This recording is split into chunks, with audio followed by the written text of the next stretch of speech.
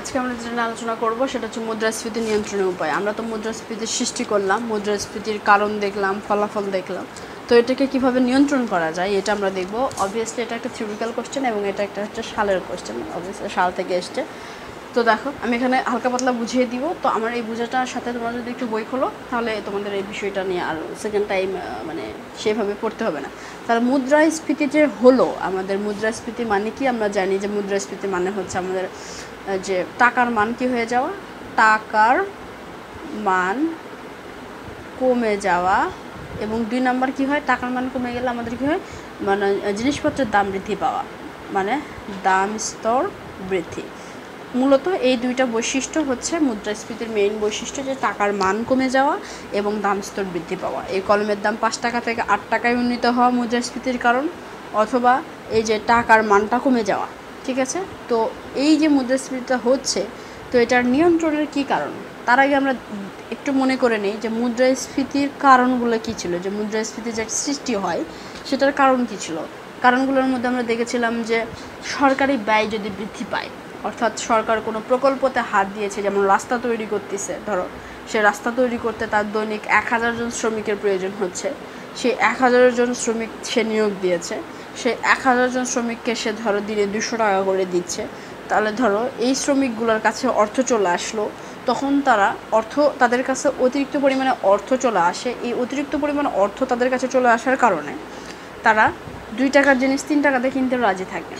চাহিদা বৃদ্ধিজনিত মুদ্রাস্ফীতির সৃষ্টি হয় তখন অতিরিক্ত অর্থের কারণে, মানে এই যে সরকারি যে ব্যয় বৃদ্ধি পাওয়ার কারণে যে সরকার রাস্তা তৈরি করতেছে, যেন সে শ্রমিক নিচ্ছে, শ্রমিকগুলোকে তার নির্দিষ্ট পরিমাণ মজুরি দিতে হচ্ছে। এই মজুরি দেওয়ার কারণে শ্রমিকগুলোর কাছে অতিরিক্ত অর্থ চলে আসছে, তখন তারা অতিরিক্ত পরিমাণে খরচ করতে পারে। ওটা 2 টাকার জিনিস 3 টাকাতে কিন্তু তারা রাজি থাকে। তো এটা মুদ্রাস্ফীতির এক কারণ। 2 নম্বর হচ্ছে কর হার হ্রাস পাওয়া, অর্থাৎ সরকার আমাদের থেকে ট্যাক্স নাই। আমার একটা কোম্পানি আছে, সেই কোম্পানি, যেহেতু আমি একটা কোম্পানি চালাই, এই কোম্পানির জন্য আমাদের দেশের সরকারকে আমার ধরো মাসে 10,000 টাকা দিতে হয়। কি করলো সরকার? বললো ঠিক আছে, তুমি আমাকে 10,000 টাকা দাও, আমি কর হার হ্রাস করে দিলাম সামগ্রিকভাবে পুরো দেশে, তুমি এখন থেকে আমাকে 7,000 টাকা দিবা।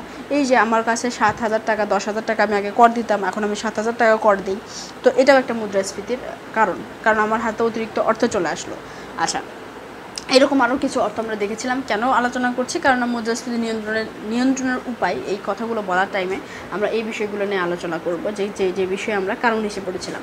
তাহলে 3টা উপায়ে আমরা মুদ্রাস্ফীতি নিয়ন্ত্রণ করতে পারি। 1 নম্বর হচ্ছে রাজস্ব পদ্ধতি, পদ্ধতি। 2 নম্বর হচ্ছে আর্থিক পদ্ধতি। 3 নম্বর হচ্ছে প্রত্যক্ষ নিয়ন্ত্রণ পদ্ধতি। আচ্ছা, তো এই 3টা পদ্ধতি বিভিন্নভাবে বিভিন্ন বইতে, এটা হয়তো রাজস্ব পদ্ধতি লেখা আছে যে সরকারি আয় ব্যয়, আর্থিক পদ্ধতির ভিতর, যাই হোক সেটা না। অর্থাৎ মুদ্রাস্ফীতি নিয়ন্ত্রণের উপায়, এই প্রশ্নটা তোমাদের থিওরিক্যাল কোশ্চেন তোমাদের যদি এসে থাকে, তাহলে মুদ্রাস্ফীতি নিয়ন্ত্রণের উপায় কী কী? একটা হচ্ছে রাজস্ব পদ্ধতি, একটা হচ্ছে আর্থিক পদ্ধতি, একটা হচ্ছে প্রত্যক্ষ নিয়ন্ত্রণ পদ্ধতি। এখন এই 3টা বিষয় নিয়ে আমরা ইন্ডিভিজুয়ালি আলোচনা করব। 1 নম্বরে আমাদের রয়েছে হচ্ছে রাজস্ব পদ্ধতি। আমি পয়েন্টগুলো লিখবো এবং বাকি জিনিসগুলো মুখে বলে দিব, মুখে বুঝিয়ে দিব। রাজস্ব বলতে আমরা কি বুঝি স্বাভাবিকভাবে? হোয়াট ইজ রাজস্ব? তাহলে রাজস্ব সেটা হচ্ছে সরকারি আয় এবং ব্যয়কে রাজস্ব বলে। সরকার যেটা আয় করে অথবা সরকার যেটা ব্যয় করে সেটাই হচ্ছে রাজস্ব। অর্থাৎ আমাদের দেশে যে কেন্দ্রীয় সরকার রয়েছে, সেই সরকারের, কেন্দ্রীয় সরকার বলতে আছে সরকার, সেই সরকারের আয় এবং ব্যয়, এই সব জিনিসটাকে রাজস্ব বলা হয়। তাহলে রাজস্ব কি? সরকারের আয় এবং ব্যয়। তাহলে রাজস্ব পদ্ধতির মাধ্যমে কীভাবে মুদ্রাস্ফীতি নিয়ন্ত্রণ করা যায়? আচ্ছা, একটু আগে আমরা বললাম যে মুদ্রাস্ফীতির কারণের মধ্যে আমরা পড়েছি যে সরকারি ব্যয় যদি বৃদ্ধি হয় তখন মুদ্রাস্ফীতির কারণ সৃষ্টি হয়। সরকারি ব্যয় কীভাবে বৃদ্ধি পেল? কারণ সরকার রাস্তা তৈরি করতেছে একটা নতুন, সরকার একটা ব্রিজ তৈরি করতেছে নতুন, সরকার একটা শপিং মল তৈরি করতেছে, যদিও করে না, যাই হোক শপিং মল তৈরি করতেছে। তো এই যে সরকারি ব্যয় বৃদ্ধি পাওয়ার কারণে শ্রমিক নিচ্ছে, তাদের কাছে অতিরিক্ত অর্থ চলে আসছে, এই জন্য মুদ্রাস্ফীতির সৃষ্টি হচ্ছে। তাহলে সরকারি আয় ব্যয় যদি নিয়ন্ত্রণ করা হয়, কীভাবে নিয়ন্ত্রণ করা হবে? তাহলে 1 নম্বরে আমরা নম্বরে বলতে পারি যে সরকারি ব্যয় হ্রাস করতে হবে। তাহলে সরকারি ব্যয় যদি আমরা হ্রাস করতে পারি, সরকারের যে ব্যয় করে সেই ব্যয়টা যদি আমরা কমিয়ে দিতে পারি, তাহলে আমাদের কি হয়? মুদ্রাস্ফীতিটা কি হয়ে যাবে? বাজেট যে আমরা বাজেট বলতে আমরা যেটা বুঝি যে প্রত্যেক বছরের শুরুতে যাই হোক মানে কোথায় কী খরচ হবে সেটা যদি আমরা নির্ধারণ করি, তাহলে আমরা কী করব, বাজেটে আমরা কী করব, সরকারি ব্যয়টা আমরা হ্রাস করে দেব। যে সরকার এখন কোনো নতুন রাস্তা করার প্রয়োজন নেই, এখন কোনো কালভার্ট ব্রিজ করার প্রয়োজন নেই, এগুলো আমরা সাময়িকের জন্য অফ রাখবো, কিছুদিন পরে শুরু করব। তাহলে কী করব, সরকারি ব্যয় আমাদের হ্রাস করতে হবে। 2 নম্বর আমরা বলতে পারি যে করের পরিমাণ বৃদ্ধি করতে হবে। করের পরিমাণ বৃদ্ধি যেমন ধরো আমার একটা কোম্পানি আছে, সে কোম্পানি থেকে আমি ধরো 10,000 টাকা, কি বললাম যে 10,000 টাকা সরকার নেয়, এই টাকাটা আমাদের ট্যাক্স হিসেবে আমার থেকে সরকার নিয়ে নেয়। কিন্তু এখন কি করবে, 10,000 টাকা আমি দিতাম, সেখানে আমি কী করবে, করের পরিমাণ বৃদ্ধি করে দিবে। অর্থাৎ আমাকে বলবে যে তুমি 15,000 টাকা আমাকে ট্যাক্স দিবে। এবার থেকে সরকার কি বলবে আমাকে যে তুমি আমাকে 15,000 টাকা ট্যাক্স দেবে। তাহলে আমার কি হলো, আমার থেকে অতিরিক্ত 5,000 টাকা অর্থ সরকারের কাছে চলে গেল। তখন আমার কি হলো, তখন আমি 5 টাকার কলম কিন্তু তখন আমি আর 6 টাকা দিয়ে কিনবো না, আমি তখন দামাদামি করবো। আমি চাইবো যে 5 টাকা দিয়ে কিনবো, অথবা এর থেকে কীভাবে কমে পাই, কারণ আমার কাছে যে অতিরিক্ত অর্থগুলো ছিল সেগুলো আমার থেকে সরকার নিয়ে নিল। 10,000 টাকার ট্যাক্স দিতাম, আমি এখন দিচ্ছি 15,000 টাকা। মানে আমরা যদি বলি যে মুদ্রাস্ফীতি নিয়ন্ত্রণের উপায়, তাহলে 1 নম্বর পদ্ধতি আমরা বলেছি যে রাজস্ব পদ্ধতির মধ্যে আমরা 2টা বিষয় দেখব, যে সরকারি ব্যয় আমরা হ্রাস করব, সরকার যাতে অতিরিক্ত পরিমাণে খরচ না করতে পারে সেদিকে আমরা লক্ষ্য রাখবো না, যাই হোক যেটা বলতেছি। এবং করের পরিমাণ বৃদ্ধি মানে আমাদের হচ্ছে সরকার আমাদের উপরে কর বৃদ্ধি করবে। আচ্ছা, 2 নম্বরে আমরা পয়েন্ট হিসেবে দেখতে পারি যে বলতে পারি যে আর্থিক পদ্ধতি। এই আর্থিক পদ্ধতি আবার কি, হোয়াট ইজ দ্য আর্থিক পদ্ধতি? আচ্ছা, আমাদের যে কেন্দ্রীয় ব্যাংক রয়েছে, কেন্দ্রীয় ব্যাংক অর্থের যোগান নিয়ন্ত্রণ করবে। কিভাবে দেখো, অর্থের যোগান নিয়ন্ত্রণ করবে। তাহলে আর্থিক পদ্ধতির মধ্যে মানে টাকা পয়সা কিভাবে বন্টন করলে মুদ্রাস্ফীতি নিয়ন্ত্রণ করা যাবে সেটাকে আর্থিক নীতি বলা হচ্ছে। তাহলে আমাদের যে কেন্দ্রীয় ব্যাংক সেটা আমাদের কি করবে, অর্থের যোগান নিয়ন্ত্রণ করে আমাদের মুদ্রাস্ফীতি নিয়ন্ত্রণ করবে। কিভাবে আমাদের অর্থের যোগান নিয়ন্ত্রণ করবে, অর্থের যোগান মানে কি, সে নির্ধারণ করবে অর্থ কিভাবে কোথায় যাবে, কার কাছে গেলে কি পরিমাণে কিভাবে কাজ করবে ইত্যাদি। কাজ না, আচ্ছা যাই হোক।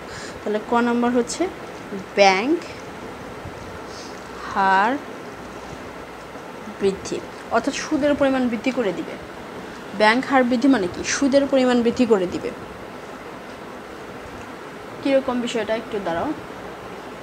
ব্যাংকটা কিভাবে কাজ করে, আমাদের যে মেইন কেন্দ্রীয় ব্যাংক রয়েছে বাংলাদেশ ব্যাংক, সেই বাংলাদেশ ব্যাংক আমাদের বিভিন্ন বাণিজ্যিক ব্যাংক, সোনালী ব্যাংক, জনতা ব্যাংক ইত্যাদি বিভিন্ন ধরনের ব্যাংককে নিয়ন্ত্রণ করে থাকে। প্রয়োজনে আমাদের এই যে ব্যাংকগুলো, আমাদের সোনালী ব্যাংক, জনতা ব্যাংক, বিভিন্ন ধরনের ব্যাংক রয়েছে, এই ব্যাংকগুলো আমাদের বাংলাদেশ ব্যাংক থেকে ঋণও নিতে পারে। যদি ধরো আমার একটা শাখা, মানে ব্যাংকের একটা শাখা সোনালী শাখাতে আমার হচ্ছে মানে ব্যাংকের টাকা পয়সা এখন অভাব, তো তারা কি করতে পারে, আমাদের যে মেইন কেন্দ্রীয় ব্যাংক রয়েছে সেখান থেকে লোন নিতে পারে ইত্যাদি, এভাবে কাজ করে। তো এই যে আমাদের কেন্দ্রীয় ব্যাংকটা কি বলবে, সোনালী ব্যাংকের উপরে কি করবে, ঋণ দিবে, কিন্তু হচ্ছে সে কী করবে, অতিরিক্ত পরিমাণে সুদ নিবে। যখন যে বড় ব্যাংক ছোট ব্যাংক থেকে অতিরিক্ত পরিমাণে সুদ নিবে, তখন কি করবে, এটা ধরো আমি জনতা, এটা হলো আমি হচ্ছে, এটা হচ্ছে সোনালী ব্যাংক, এটা হচ্ছে সোনালী ব্যাংক, এটা হচ্ছে আমাদের কেন্দ্রীয় ব্যাংক, এটা ধরো আমাদের কেন্দ্রীয়, এটা হচ্ছে আমাদের বড় ব্যাংক অর্থাৎ কেন্দ্রীয় ব্যাংক। তো আমি হচ্ছে একজন মানুষ, আমি এই মানুষটা সোনালী ব্যাংক থেকে ঋণ নেই। তো এই সোনালী ব্যাংক আবার কার থেকে নেয়, কেন্দ্রীয় ব্যাংক থেকে। তাহলে কেন্দ্রীয় ব্যাংক যদি ঋণের সুদের হার বাড়ায়, তাহলে সোনালী ব্যাংকও সুদের হার বাড়াবে, তাহলে আমার উপরে সুদের হার বেশি পড়বে। যদি আমি আগে 1 লাখে ধরো 2,000 টাকা সুদ দেই,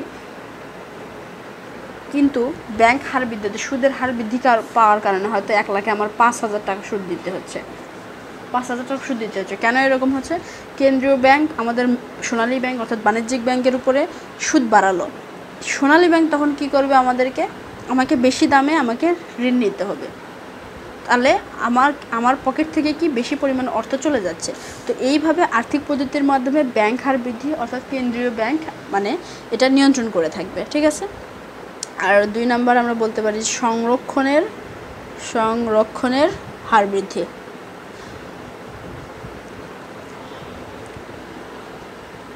আচ্ছা, এটা কীভাবে হতে পারে, ধরো ব্যাংক বিভিন্ন ধরনের এই যে কী বলে বন্ডপত্র ইত্যাদি নানান ধরনের বন্ডপত্র বিক্রি করে থাকে, এগুলো অনেকে আমরা করি, তো এগুলোর উপরে নানান ধরনের অফার দিতে পারে। তখন আমাদের নিজস্ব পরিমাণ যে অর্থটা রয়েছে সে অর্থতে ব্যাংকের কাছ থেকে সেই বন্ড কিনবো। তাহলে আমাদের অর্থগুলো একটা নির্দিষ্ট জায়গায় জমা থাকলো ব্যাংকের কাছে, যদিও আমরা চাওয়া মাত্র সেই অর্থটা পেয়ে যাব। তো এটাই একটা সংরক্ষণ পদ্ধতি, যে অর্থগুলা একটা নির্দিষ্ট সরকারের কাছে কী হলো, নির্দিষ্ট পরিমাণে জমা থেকে গেল, আমি ইচ্ছা মতো সেই অর্থটা কিন্তু এখন আর খরচ করতে পারবো না। তো এটা একটা আর্থিক পদ্ধতির মধ্যে গেল। তাহলে আমরা রাজস্ব পদ্ধতি দেখলাম যে রাজস্ব পদ্ধতিতে মুদ্রাস্ফীতি কীভাবে নিয়ন্ত্রণ করা যায়, আর্থিক পদ্ধতিতে কীভাবে করা যায়। এখন হচ্ছে প্রত্যক্ষ পদ্ধতি, সরকার ধরো মাঠে নামলো, একেবারে সরকার মাঠে নেমে একবারে মুদ্রাস্ফীতি নিয়ন্ত্রণ করবে, অর্থাৎ সরাসরি যে পদক্ষেপগুলো সরকার নেবে কীরকম করবে, যে সর্বোচ্চ দাম বৃদ্ধি করবে, সর্বোচ্চ দাম বৃদ্ধি, জিনিসপত্রের দাম বৃদ্ধি করে দিবে, যাতে মানুষের কাছে যে অতিরিক্ত অর্থটা রয়েছে সে অতিরিক্ত অর্থটা মানুষের কাছে না থাকে। তখন কী করবে, জিনিসপত্রের দাম সর্বোচ্চ করে দিবে। 2 নম্বর আমরা বলতে পারি যে আমরা কি বলতে পারি, আরও বলতে পারি যে আমদানি বৃদ্ধি করবে, আমদানি বৃদ্ধি করে দিবে। আমদানি বৃদ্ধি করার ফলে কী হবে, আমদানি বৃদ্ধি করা মানে আমাদের দেশে কোনো জিনিসের স্বল্প কিছু রয়েছে, আমদানি মানে কি, বিদেশ থেকে সেই দ্রব্যটা আমাদের দেশে নিয়ে আসা। যেমন ধরো আমাদের দেশে সার আমাদের দেশে উৎপাদন কম হয়, তাহলে আমরা কী করবো, বিদেশ থেকে সার নিয়ে আসবো, তো আমদানি করব। আমদানি বৃদ্ধি করার মাধ্যমে সে মুদ্রাস্ফীতি নিয়ন্ত্রণের একটা চেষ্টা করবে। আমরা আরও বলতে পারি যে মজুরি নিয়ন্ত্রণ করব, আমরা মজুরি নির্ধারণ করে দিব যে এত টাকার উপরে, 10,000 টাকার উপরে কোনো শ্রমিককে মজুরি দেওয়া যাবে না। কারণ 10,000 টাকার উপরে যদি আমি মজুরি দিই, তাদের কাছে বেশি পরিমাণে অর্থ চলে আসবে, তারা বেশি পরিমাণে অর্থ খরচ করবে, তখন তারা 5 টাকার কলম 6 টাকাতে কিনতে রাজি হবে। এই জন্য আমি মজুরি নির্ধারণ করে দিব যাতে বেশি অর্থ কারো কাছে না যায়। তারপরে আমরা বলতে পারি যে উৎপাদন বৃদ্ধি করে দিব, সব কিছুর উৎপাদন বৃদ্ধি করে দিব, যাতে প্রয়োজনীয় পরিমাণে সব কিছু অতিরিক্ত পরিমাণে থাকে। আচ্ছা, তাহলে এই কয়টা বিষয় যদি আমরা রাখি মনে, এবং আমরা বই থেকে যদি একটু দেখি যে মুদ্রাস্ফীতি নিয়ন্ত্রণের উপায়, তাহলে আমাদের আর কোনো প্রবলেম থাকবে না। আমরা একটু বই থেকে দেখার চেষ্টা করব। আমরা তো সাধারণভাবে দেখলাম 3টা পদ্ধতি, বই থেকে আরেকবার দেখলে তোমাদের কোনো আর প্রবলেম থাকবে না। আর এই যে মুদ্রাস্ফীতি নিয়ন্ত্রণের উপায় তোমরা কোশ্চেনটা দেখছো, এটা একটা সালের কোশ্চেন। আমি সালের কোশ্চেন ছাড়া পড়াই না, আমি সালের কোশ্চেনগুলো প্রথমে নোট করি, দেন তোমাদেরকে সেখান থেকে পড়াই, এবং একটা অধ্যায় যখন আমি শেষ করি তখন আবার সেখান থেকে কী কী সালের কোশ্চেন তোমাদের পরীক্ষাতে এসেছে সেই বিষয়গুলো আমি আবার এখানেই বলে দিই। তো ঠিক আছে, দেখা হবে পরবর্তী ভিডিওতে। সবাই ভালো থাকো, সুস্থ থাকো।